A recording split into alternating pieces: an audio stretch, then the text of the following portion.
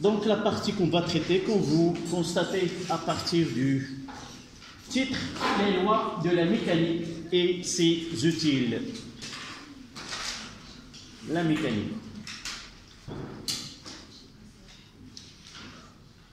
Qu'est-ce que vous connaissez à propos de la mécanique?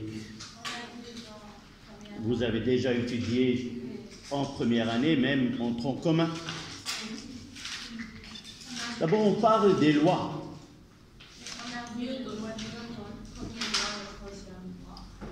Oui, ce que vous avez, ce sont, mais pas sous ces nominations. Vous l'avez étudié sous forme de principe d'inertie et les interactions mutuelles. Avant de parler, toujours l'homme, dès qu'il commence à voir son entourage, la terre dans laquelle il vit, l'univers qui l'entoure, toujours elle pose des questions. À votre avis, pourquoi ces questions, depuis que l'homme a pu voir ces phénomènes-là, pourquoi il pose ces questions? Je pense que c'est une chose qu'on peut observer par D'abord, la nature, la terre ou le monde dans lequel nous vivons, toujours il laisse poser des questions. Et il y a des phénomènes, soit qui sont, entre guillemets, agréables pour l'homme, soit qui sont difficiles pour l'homme. Donc, poser des questions, c'est d'arriver à quoi? À des réponses. Et ces réponses-là peuvent aider la vie de ces gens-là. D'abord, vous voyez, dans certaines époques, une fois qu'il y a des tonnerres et des éclairs, l'homme est laissé de fuir et regagner une grotte. Il ne comprenait pas ce phénomène-là. Donc, poser des questions, c'est pour chercher une réponse, et cette réponse, elle va donner de la paix, si vous voulez. À nos jours-là, s'il y a des questions que nous n'arrivons pas à répondre, toujours il nous laisse perturber. Donc, connaître la réponse à une question, ça soulage. Et par la suite, on va voir, soit qu'on va essayer d'utiliser ce résultat pour le bien de l'humanité, soit qu'on va essayer d'éviter les conséquences de ce phénomène-là. Donc, l'homme, il a essayé de poser des questions et de répondre. Et l'idée, ou si vous voulez, principale, c'est d'arriver à faire sortir de cette nature les lois qui gouvernent le fonctionnement de cet univers. Donc, arriver à répondre à ces questions, c'est faire de l'observation, faire une interprétation et essayer d'arriver à ce qu'on appelle une loi qui gouverne ce phénomène que nous avons devant nous. Actuellement, tout le monde ne peut pas fuir, généralement, ne peut pas fuir un éclair ou écouter un tonnerre, puisque actuellement, nous savons que c'est un phénomène lié à l'électricité. Évidemment, c'est une décharge qui peut provoquer la mort des personnes, mais on sait maintenant comment nous protéger contre ce phénomène-là. Donc, depuis longtemps, l'homme essaie d'arriver à des lois qui gouvernent qui expliquent certaines observations. En réalité, la finalité ou l'objectif de cette étude n'est pas arriver à la vérité absolue. Nous voyons actuellement que ce que nous connaissons maintenant, c'est plus performant que connaissait l'homme avant de son temps, avant, et ainsi de suite. Donc on essaie d'améliorer nos connaissances et arriver à des lois de plus en plus proches à la réalité. Mais personne ne sait la réalité absolue. Donc on va essayer de voir quelles sont les questions qui ont été posées dans une branche de la science qui est la mécanique, et on va essayer de parler de certaines stations, si vous voulez, certaines parties où ce que a élaboré l'homme a de l'importance à ce que nous étudions maintenant. Je commencerai à partir de Galilée. Galilée, c'est le savant, c'est vers le XVIIe siècle, c'est le savant qui a pu faire entrer la mécanique à le laboratoire, c'est-à-dire faire une observation, faire une interprétation et même essayer d'arriver à la loi, mais en réalité, il n'a pas donné une mathématisation de cette loi, mais il a tout fait, alors que par la suite, il viendra Newton, c'est l'homme le plus important de cette leçon, ce sont les lois de Newton, qui a essayé de formuler, si vous voulez, tout ce qui a été dit avant lui, sous forme de relations mathématiques, que vous avez vu, le principe d'inertie, ou la deuxième loi de Newton et la troisième loi de Newton. La première chose qu'on va parler de la mécanique, et tout simplement la mécanique, c'est quoi? C'est étudier le mouvement des corps solides. Étudier le mouvement des corps solides par deux, si vous voulez, par deux visions. D'abord, l'aspect cinématique, c'est-à-dire un objet qui est en mouvement et occupe des positions. L'ensemble de ces positions occupées par le corps en déplacement, on l'appelle quoi? La trajectoire. Donc, à partir de la trajectoire, si nous arrivons à déterminer la trajectoire, al-masar, si nous arrivons à déterminer la trajectoire, nous avons des informations sur le mouvement de ce corps-là. On verra par la suite. On peut même actuellement, à partir d'un mouvement, déterminer la vitesse à chaque instant. Il suffit de traiter par imagerie le mouvement de ce corps-là avec ce qu'on appelle un logiciel. Et ce logiciel, il est capable de déterminer la vitesse à chaque instant. Même on peut déterminer l'accélération de ce corps au mouvement. Oui, entrée. Donc, on parlera de l'aspect cinématique. Ça veut dire s'intéresser à quoi? À la trajectoire, à la vitesse et à l'accélération. Sans poser de questions, quelle est la cause qui a donné ce mouvement? C'est ça ce qu'on appelle la cinématique. Et la dynamique, c'est étudier le mouvement de ce corps à partir des forces ou de l'énergie communiquée ou perdue par le système étudié. Donc, il y a d'un côté les forces mécaniques ou de l'énergie que peut avoir un système, et de l'autre côté, il y a le mouvement, la position, le mouvement, l'accélération, la vitesse, et ainsi de suite. Galilée, d'une façon qualitative, il a donné cette relation entre les deux, mais avec Newton, c'est lui qui a donné le côté mathématique et la loi qui lie les grandeurs cinématiques avec les grandeurs dynamiques qui sont les forces et l'énergie. À propos de l'énergie, nous l'avons déjà étudié l'année dernière, c'est le théorème de l'énergie cinétique, dans lequel nous avons d'un côté, il y a l'aspect cinématique delta de EC, 1 demi M VK, 1 demi V2 carré moins 1 demi V1 au carré est égal à quoi? Vous n'avez pas étudié le théorème de l'énergie cinétique, est égal à la somme des forces extérieures. Et même on a parlé de théorème de l'énergie mécanique.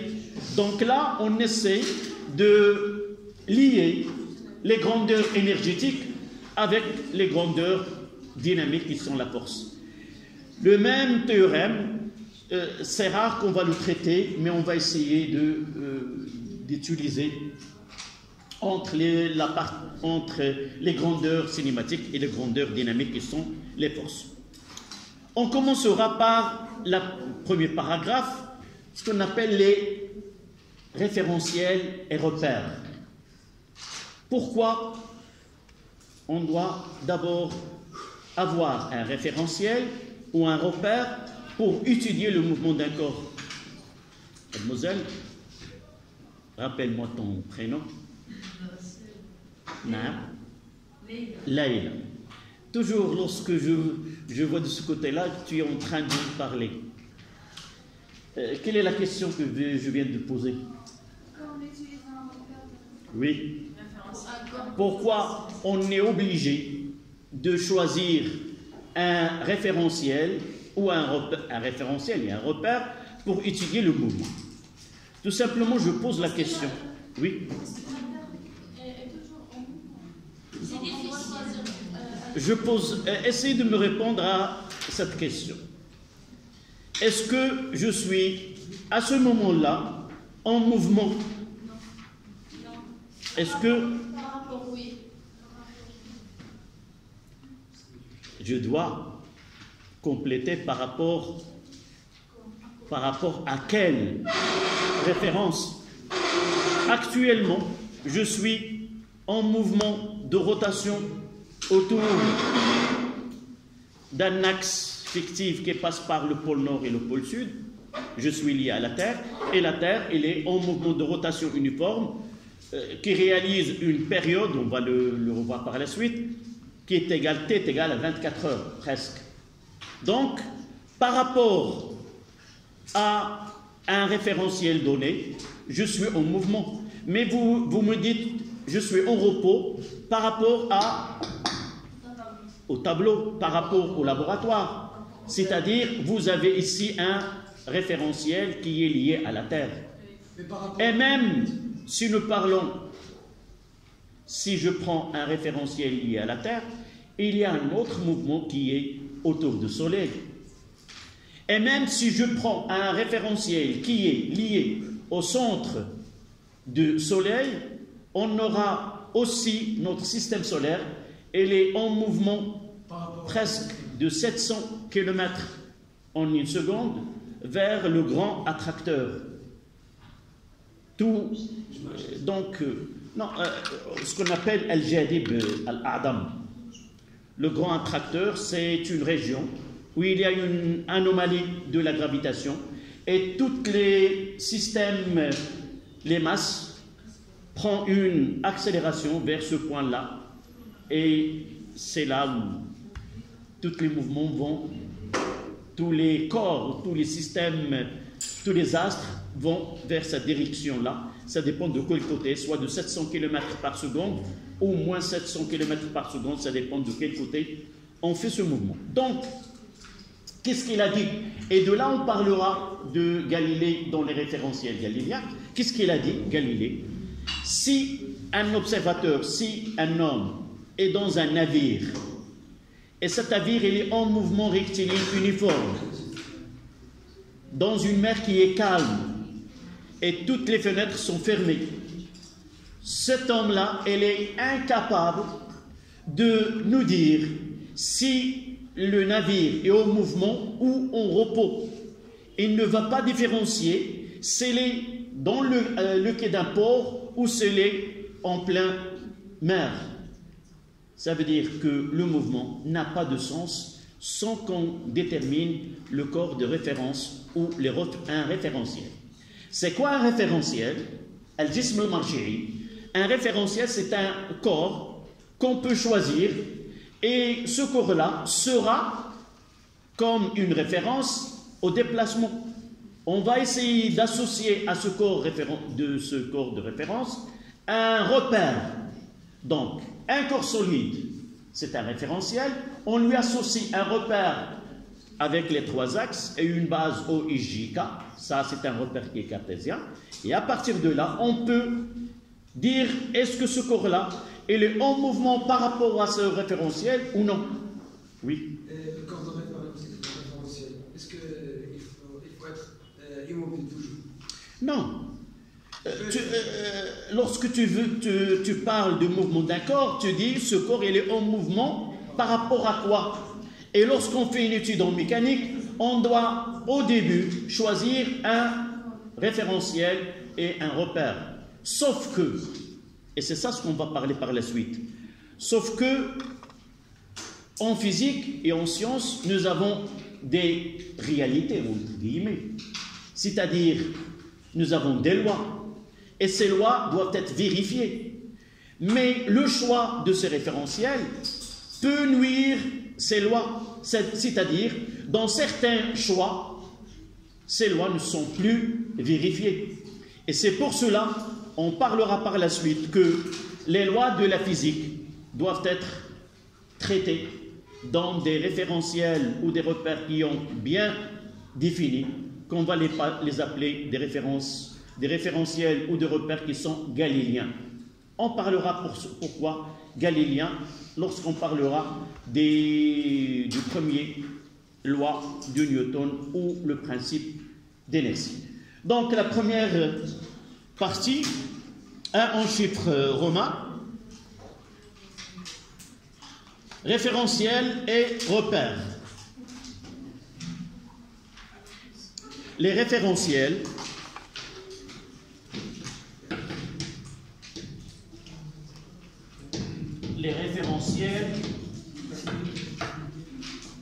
et les repères. Les référentiels et les repères.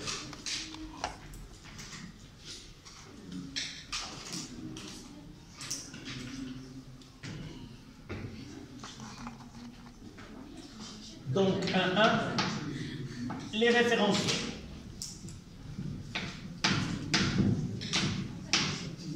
Les référentiels, et vous notez la définition.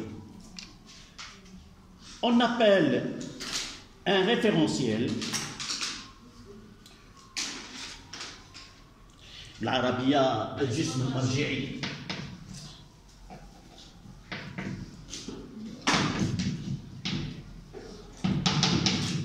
al-Jism al-Marji'i. On appelle référentiel un objet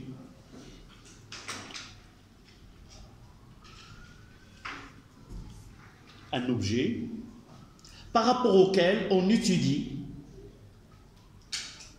un mouvement, par rapport auquel on étudie un mouvement. Point. On distingue trois types. Évidemment, de référentiels. Le premier, référentiel terrestre. Référentiel terrestre.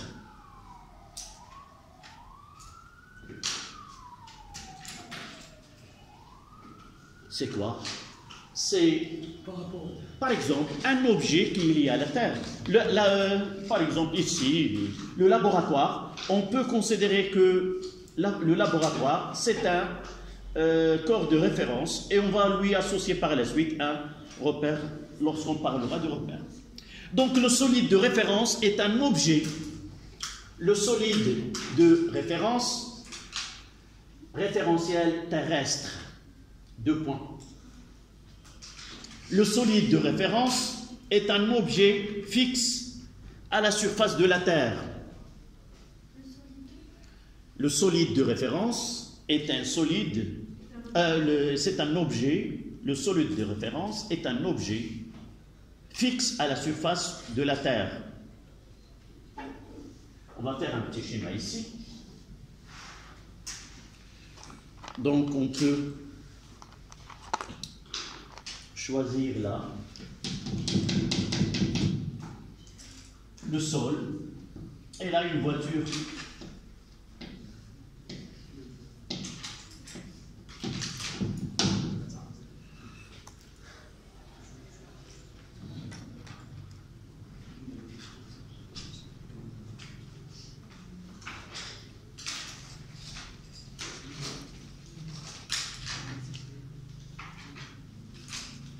D'accord?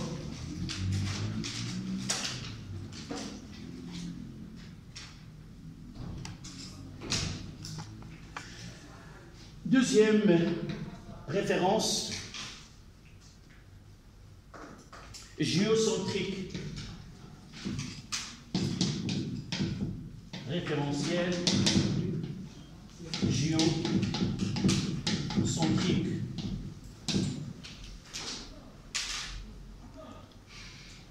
Celui-là, c'est Al-Marji' al-Ardi.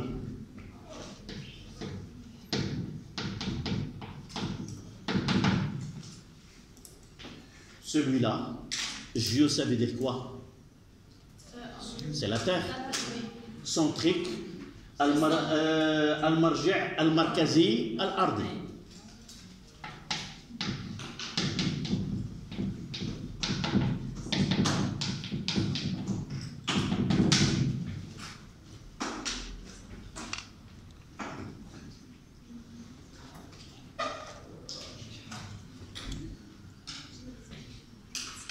Donc, deux points. Le solide de référence. Le solide de référence. Et le centre de la Terre. Le solide de référence et le centre de la Terre.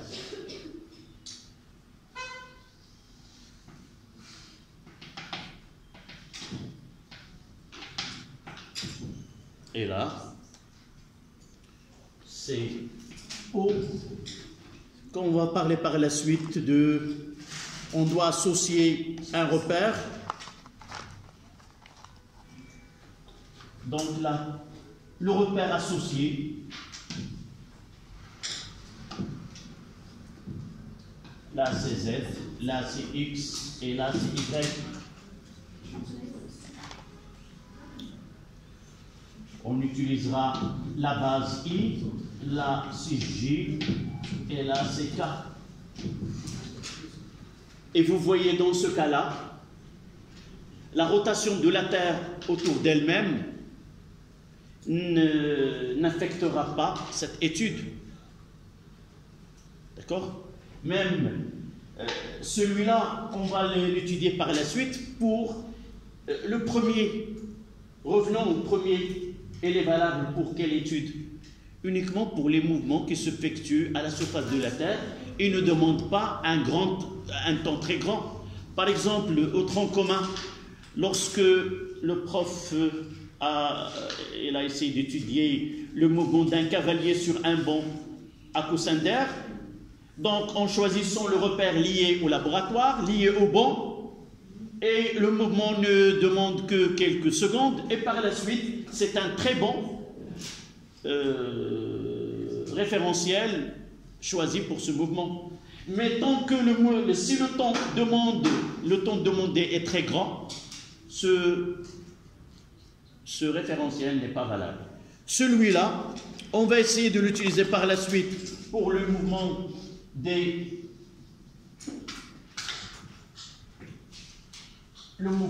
par exemple, d'une satellite autour de la Terre.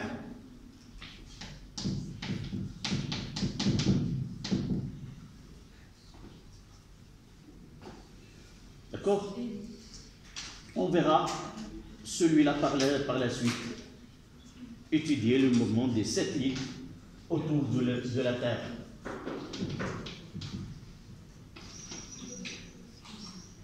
Celui-là, il est plus précis que l'autre. Mais aussi, lorsque les études demandées sont très grandes, n'oubliez pas que dans ce cas-là, même si la rotation de la Terre autour d'elle-même n'affecte pas l'étude, mais n'oublions pas que la Terre, elle tourne autour du Soleil. Et par la suite, après 3 mois, si vous voulez, on passe de printemps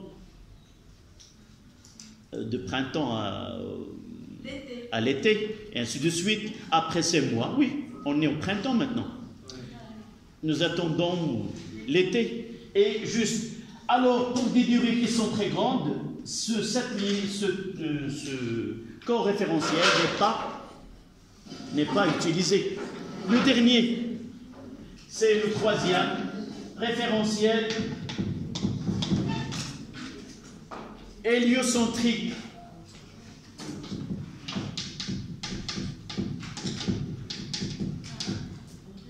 Hélio. Oui. Yalla. Hélio, ça veut dire quoi? Ça veut dire soleil.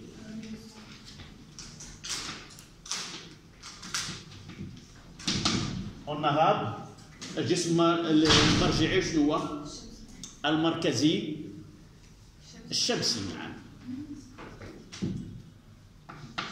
المركزي الشمسي.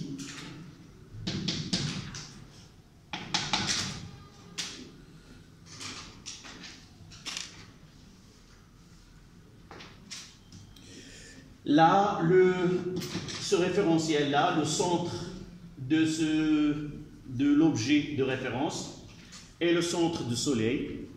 Et les trois axes sont dirigés vers trois étoiles fixes, héliocentriques, géocentriques, héliocentriques.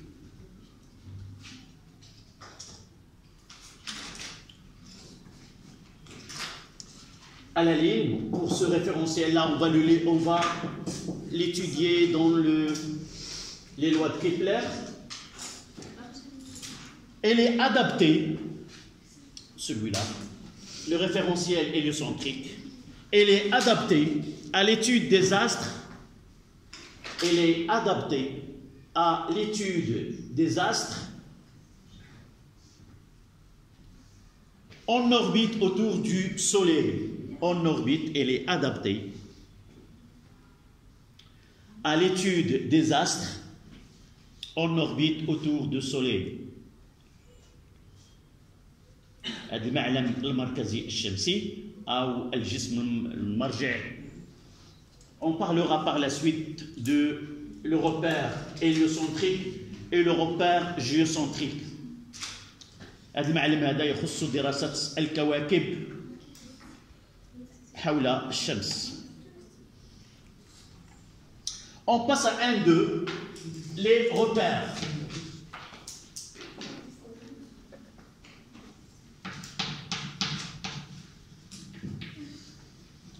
Les repères.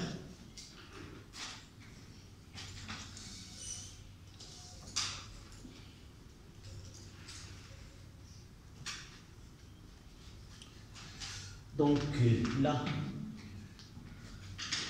les repères, c'est quoi? C'est de la mathématique. On choisit trois axes.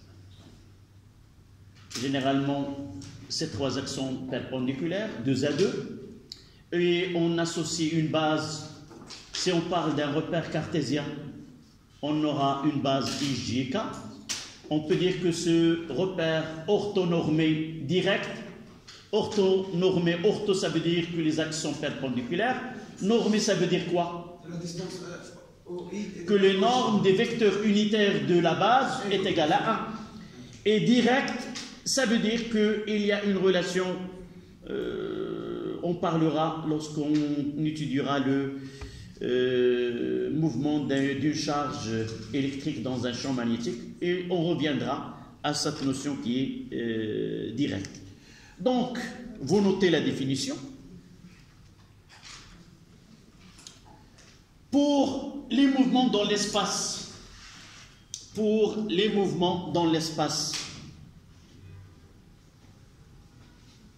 on associe au référentiel, pour les mouvements dans l'espace, on associe au référentiel un repère cartésien. Un repère cartésien. C'est relatif à quoi? À qui? Ce sont de Descartes.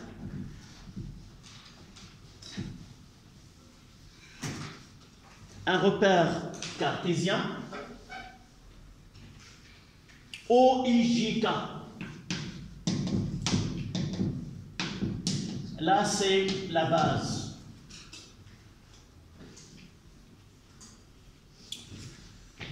Dans les normes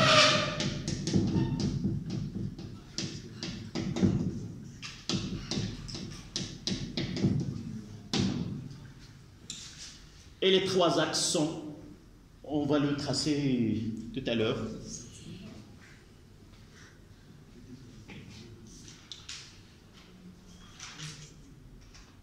On l'utilisera juste après.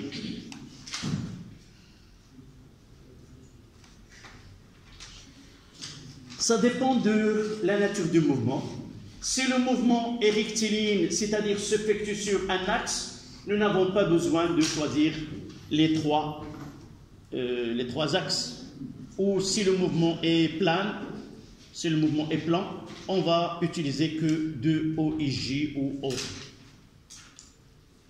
Donc on passe à les grandeurs cinématiques de en chiffres romains.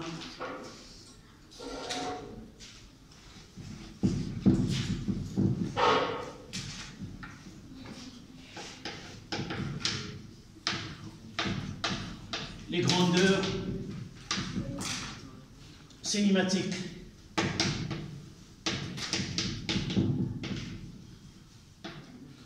Les grandeurs cinématiques de 1. Le vecteur position.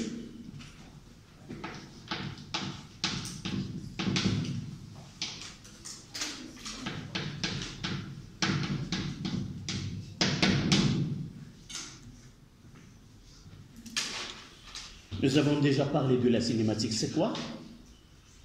C'est quoi la cinématique? Sans s'intéresser les causes qui ont provoqué ce mouvement. Donc c'est de là est né le cinéma. Vous savez d'où vient l'histoire de le mot de cinéma pour c'est de là de la cinématique.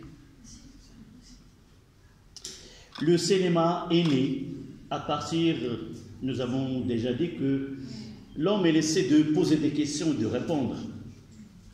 Parmi la question qui a été posée, est-ce que un cheval en galopant, est-ce que les 4 pattes quittent le sol ou il y a 2 et 2, ainsi de suite? Là, il y a une discussion.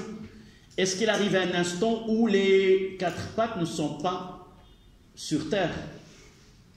Et qu'est-ce qu'ils ont fait? Ils ont pris des photos à des instants différents, des caméras, et une fois qu'ils ont rassemblé et fait défiler ces photos, ils se sont rendus compte qu'en réalité, ils ont reproduit le mouvement de cheval, sans poser la question qui a donné ce mouvement, mais l'aspect, c'est qu'on essayait d'émettre ces photos avec une cadence donnée. On a vu qu'il y a un mouvement, c'est de la cinématique. Et c'est de là est né le mot cinéma à partir de cette petite étude. Donc, le vecteur position. Vecteur position, nous avons dit, la première des choses, il faut choisir un référentiel et lui associer un repère. Et de l'origine de ce repère au point qui est en mouvement, on définit ce qu'on appelle le vecteur position. Donc, vous notez à la ligne, tout objet ponctuel,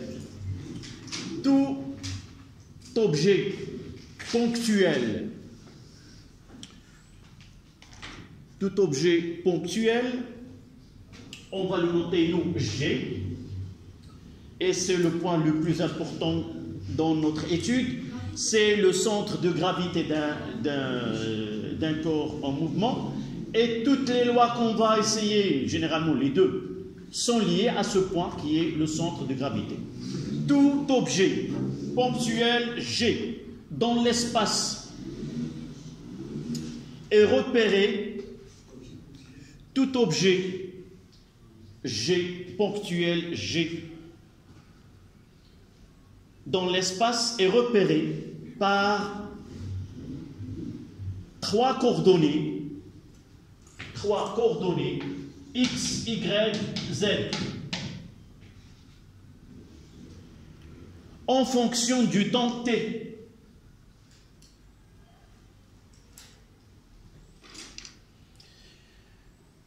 N'oubliez pas, lors d'une étude, je vais essayer de résumer ce que nous avons dit dans le paragraphe précédent.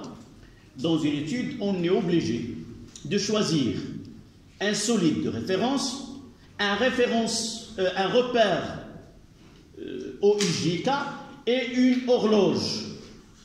On doit associer le temps. Donc toujours, c'est-à-dire, on parlera là d'un objet, là c'est Z, là c'est X, et là c'est Y, et avec une horloge. C'est-à-dire étudier l'évolution de ces grandeurs dans le temps. Sans qu'il y ait une horloge, on ne peut pas faire cette étude. Donc, si vous voulez, l'étude nécessite un corps de référence, un repère et une horloge qui permet de déterminer le temps ou les instants auxquels se déroule ce mouvement-là. Donc, ce vecteur-là, OG, on va l'écrire à la ligne, vous mettez OG est égal à XI plus YJ plus ZK. Et le vecteur position. C'est le vecteur position.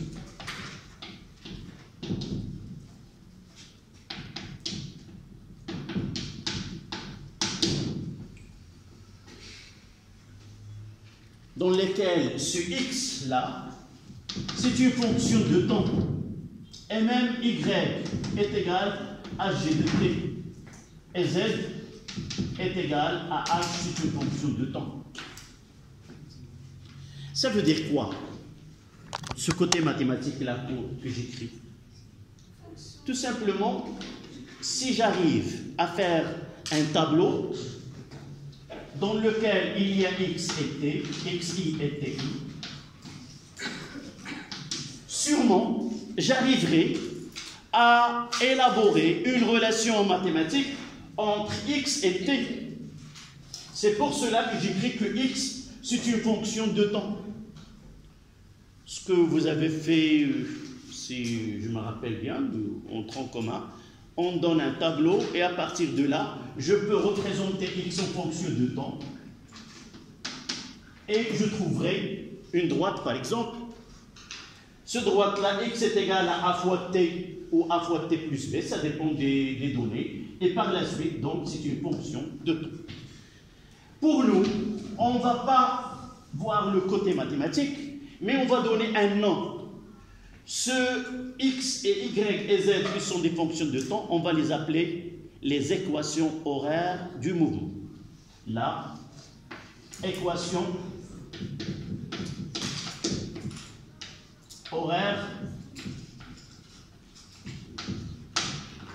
du mouvement.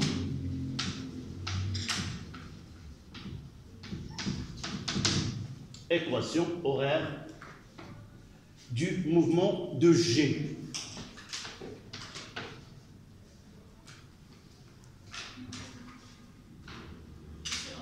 Oui?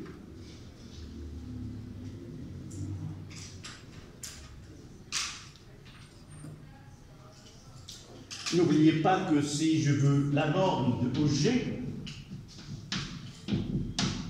c'est quoi?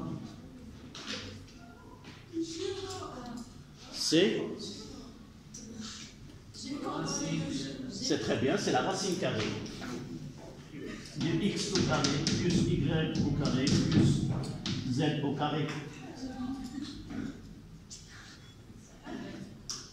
Parfois on peut l'écrire tout simplement égal à OG. C'est une distance, l'unité et le mètre.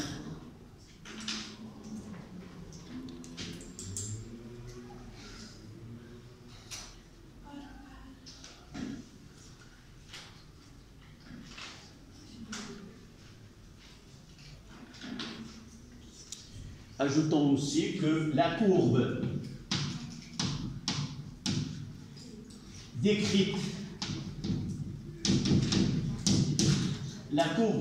par G est appelée quoi? On vient de le dire tout à l'heure. La trajectoire.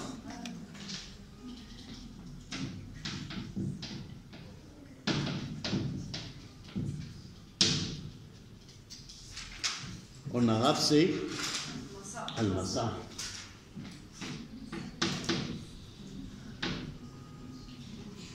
Al-munhana, La courbe, c'est Al-Munhana. Oui. Tout ce qui est écrit avec des couleurs bien doit être sur vos cahiers.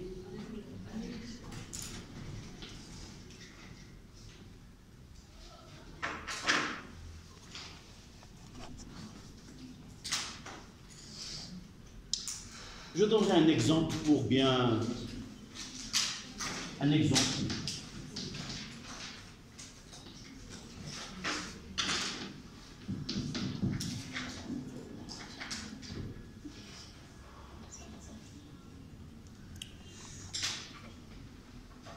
Je donnerai au G, et on s'arrêtera 5 minutes, au G, et je donnerai les coordonnées 7t plus 1. Y, c'est 3t moins 2. Et Z est égal à 2. Les questions qu'on va traiter tout à l'heure, c'est quoi? D'abord, la trajectoire. On détermine la trajectoire de G et déterminer la distance parcourue par G à partir de O, donc A. Déterminer, ou plutôt décrire la trajectoire de M. 3t moins 2. Là, en réalité, c'est x de t. Et là, c'est y de t. Et là, c'est z de t. Voilà. Décrire la trajectoire. Voici les deux questions que vous allez écrire et on les traitera dans 5 minutes. Décrire la trajectoire de G. Et petit b, calculer OG à l'instant t est égal 3 secondes. Voilà, dans 5 minutes.